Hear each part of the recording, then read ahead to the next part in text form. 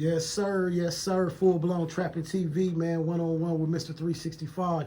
They said, man, it's the second day of the year, man. 2025, man. We pushing content 365 days this year. That means we dropping content every day, man.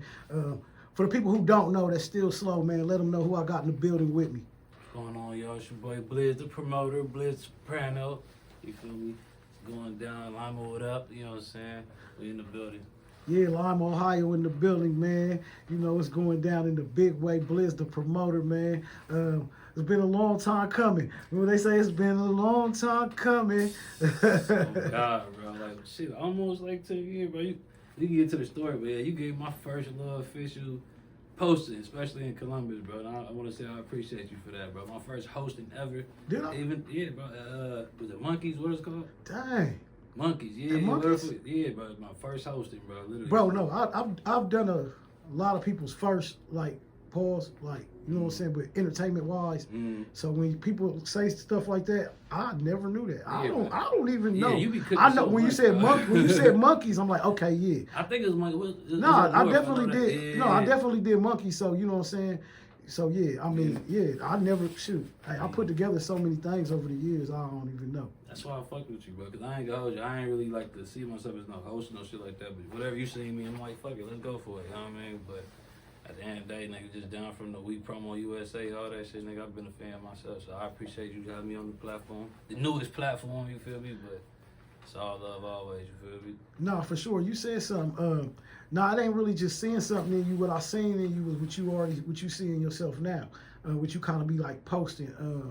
I see more than a host, more than just a promoter, more than just a rapper, more than, you know what I'm saying? So when you got friends around you that you see the kind of similarities in yourself, like, bro, don't gotta just be in one lane. So I felt like I'll be having different lanes. So let me provide an opportunity for my mans over here. And then, like you said, now that you're telling me that, to see where you took it to is dope. You know what I'm saying? Because you seen what I seen. You like, oh, hold up, let me start doing this. Hold up, let me do this. You start having your own motion and your own events and your own things of that nature. Let's jump in right here. I want to ask you about this. We're going to bounce to this first. Talk to me about your Ohio Versuz, man. You was one of the big pioneers that I've seen, of the people that first pioneered that platform. There was a couple different ones, but I know you went hard with that for a minute, man. Talk to me about the Ohio Versuz and how that was. Alright, so pretty much like the origin of it, everybody, you know, COVID, you know what I mean? That was definitely a time in everybody's life. So and I'm big on mental health, so just to kind of like keep my mind off of all that stuff. I thought the world was gonna end, bro. I thought it was over for everybody. But, you know what I mean? I'm like, all right, cool. What can I do to kind of get my mind off of it? I seen, who was it? I forgot who was DJ Premier, and I think against RZA. That was the first, and I ain't hip to neither one of them, but I seen how they did it on the little quarantine level, and I'm like, that's dope. But it was beats, I think. I mean, if Timbaland and them had their own stuff, Timbaland and Swiss kind of took it and ran with it, so I'm like, all right, cool. And I forgot what's the first artist one I seen, but I seen that one, I'm just kind of like, that's cool. That's cool, but my brain get to going, I don't really let it go, you know what I mean? So it's like, all right, that's cool. And then my team at the time, stuff like that, you know, I kind of always went to the studio, we just chop it up. I always thought I random ideas, so in my head, I'm like, damn, let's do my own Jeezy versus Gucci type shit. Like with our own, we play the music. My shorty at the time, you know, she had Gucci, I had Jeezy, I got Smoke, but it was cool, you know what I mean? But I'm like, all right, that's cool. Why we can't do this? Like, as far as like people from the independent music scene, I get like, yeah, this is nostalgia, essentially, but it's like, I got music, you got music, everybody got music in this motherfucker. So at the end of the day, we can make like a glorified listening party with this. It ain't gotta be all adversarial and all that shit, you know what I mean? So I'm like, all right, we throw events, let's use that platform, let's use the resources we got, the studio, all this other shit to kind of start throwing events and kind of push it. And then I think the first event was, it's called Freddie versus Jason. You know, Freddie versus Jason. But it was Halloween, we had a nice little lineup, you know what I mean? I ain't gonna, we threw so many verses now. At this point, I can't tell you verbatim who all was on the battle card that day. But we had my dog ATM Tom. He did the first. We had like an in studio performance type thing. That never came out. But once again, half my ideas didn't come out. But at the end of the day, I appreciate it, bro, for popping out. But we had a whole list of people doing the verses. And I'm nervous. I ain't know how this shit really gonna go. I mean, these people could fight in the middle of this shit, you know what I mean? Right. But it went good for real. And I think, like, instead of it being, like I said, adversarial, at the end of the verses, people did songs with each other.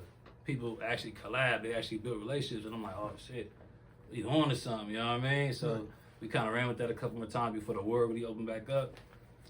When the world opened back up, I'm like, oh, yeah, we got to do something with this. And we kind of took it from Lima to Columbus. We did some other places. But it was a real emotional thing for me. I ain't gonna hold you, know what I mean? Like I said, I tied it with COVID and some other shit going on in the background. But that's kind of where it started. You know, people kind of got their own versions and remixed it, but that's essentially what I did anyway. You know what I mean? So people kind of did other shit, and I let them speak on that. But it started something nice. I'm gonna bring it back, but you know.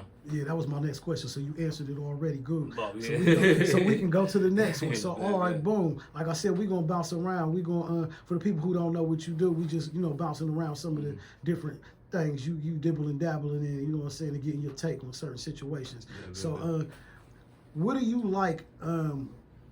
What makes you more happier, doing the club promotions or doing the event promotion, artist promotion things? What's more of a, like, and I'm not saying speak from an artist standpoint, speak from like a your promoter standpoint. What's more the easy? I would say the easier.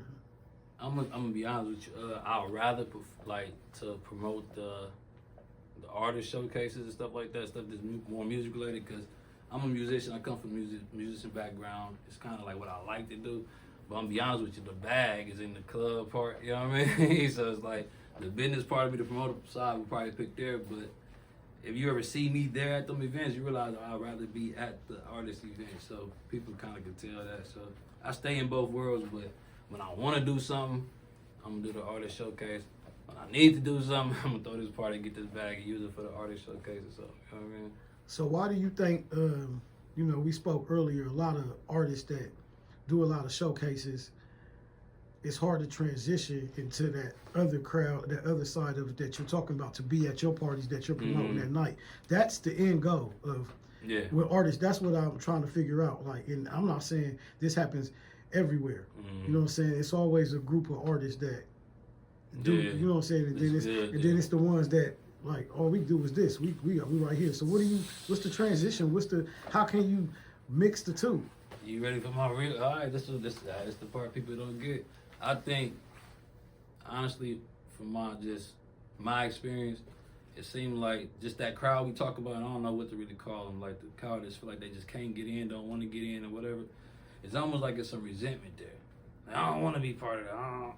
And I get it, I don't want to be part of the crowd either, but at the end of the day, it don't hurt you to have access to them.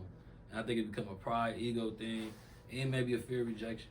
You know, we all grown, nobody really want to say that, but you don't want to go over there and get rejected. Fuck y'all anyway. You know, that type of energy. But at the end of the day, I think it's just that separation. If they feel like they had a bridge to come over there, they'll come, because they do. I bring them over there. But it's like, I do see that they're not as comfortable, so they come back. But at the end of the day, just that bridge is all we need. You ain't got to stay nowhere, you feel me?